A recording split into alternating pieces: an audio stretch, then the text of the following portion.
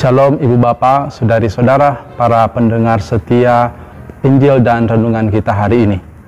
Hari ini hari Kamis, tanggal 28 Januari 2021. Hari ini adalah Pesta Santo Thomas Aquinas, dan juga kita dalam masa biasa yang ketiga. Injil yang kita dengarkan akan diambil dari Injil Markus bab 4 ayat 21 sampai 25. Dalam nama Bapa dan Putra dan Roh Kudus. Amin. Pada waktu itu Yesus berkata kepada para pengikutnya, "Orang membawa pelita bukan supaya ditempatkan di bawah gantang atau di bawah tempat tidur, melainkan supaya ditaruh di atas kaki dian. Sebab tidak ada sesuatu yang tersembunyi yang tidak akan dinyatakan, dan tidak ada sesuatu yang rahasia yang tidak akan tersingkap. Barang siapa mempunyai telinga untuk mendengar, hendaklah ia mendengar." Lalu ia berkata lagi, "Camkanlah apa yang kamu dengar. Ukuran yang kamu pakai untuk mengukur akan diukurkan kepadamu, dan di samping itu akan ditambah lagi kepadamu. Karena siapa yang mempunyai, kepadanya akan diberi. Tetapi siapa yang tidak mempunyai, apapun juga yang ada padanya akan diambil daripadanya." Demikianlah Injil Tuhan, terpujilah Kristus. Saudari-saudaraku, para pendengar setia INRI, waktu saya SD ada sebuah kisah yang sampai sekarang masih selalu saya ingat. Cerita itu seperti ini. Ada dua orang pemuda yang bernama Tono dan Tony. Kedua pemuda ini mendengar suatu hari ada undangan dari sebuah kerajaan untuk datang ke kerajaan itu. Dan di kerajaan itu mereka akan mendapatkan pekerjaan posisi yang bagus di dalam pemerintahan. Dan kedua pemuda ini merasa sangat senang dengan tawaran ini. Lalu mereka mulai mempersiapkan segala sesuatu, terutama bekal. Lalu suatu hari mereka mulai perjalanan mereka. Dan perjalanan itu cukup panjang. Mereka harus beristirahat beberapa kali. Yang menarik, setiap kali mereka beristirahat, Tony selalu membuka bekalnya terlebih dahulu, sedangkan Tono selalu menunggu. Dan ketika Tony membuka bekalnya, dia kemudian pasti akan menawari Tono. Lalu mereka bersama-sama memakan bekal Tony. Sampai suatu ketika, bekal Tony pun habis. Ketika Tono melihat ini, dia kemudian mulai membuka bekalnya. Awalnya Tony merasa bahwa Tono akan mengundang dia. Tetapi ternyata setelah Tono mulai asik makan, Tono kok tidak mengundang dia. Tony merasa dia mesti meminta. Lalu kemudian dia dengan malu-malu minta kepada Tono untuk membagikan bekalnya. Tetapi Tono berkata, "Teman, bekal saya ini tidak banyak. Kalau saya bagi kepada kamu, nanti tidak akan cukup untuk kita berdua." Akhirnya Tony tidak dapat apa-apa, dan setelah selesai Tono menghabiskan makanannya, dia kemudian melanjutkan perjalanan, meninggalkan Tony sendirian di padang gurun. Namun menarik bahwa setelah sekian waktu bekal Tono pun habis, dan dia akhirnya mati kelaparan tanpa ada siapapun yang membantunya. Dia tidak sampai ke tempat tujuan, ke kerajaan yang menawari mereka dengan jabatan yang bagus. Sedangkan Tony lain, dia dengan keadaan sangat menderita ternyata mendapatkan pertolongan dari suku padang gurun. Dia kemudian dijamu dan dibekali, sehingga setelah cukup bekalnya dia melanjutkan perjalanan.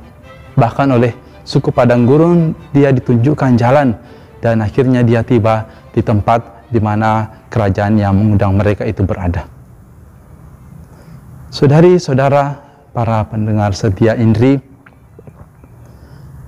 dalam minggu-minggu ini kita mendengarkan kisah tentang Yesus yang mengajar para murid. Dan di dalam pengajaran ini, Yesus memberikan perumpamaan. Sebelumnya kita sudah mendengar perumpamaan tentang penabur. Hari ini kita mendengar perumpamaan tentang lampu yang harus diletakkan di atas kaki Dian, bukan malah disembunyikan. Ini mengajarkan kepada kita tentang keinginan Yesus untuk tidak menyembunyikan rahmat yang kita terima. Pada waktu itu, para rasul sudah menerima pengajaran kebenaran sang terang, yaitu Yesus sendiri.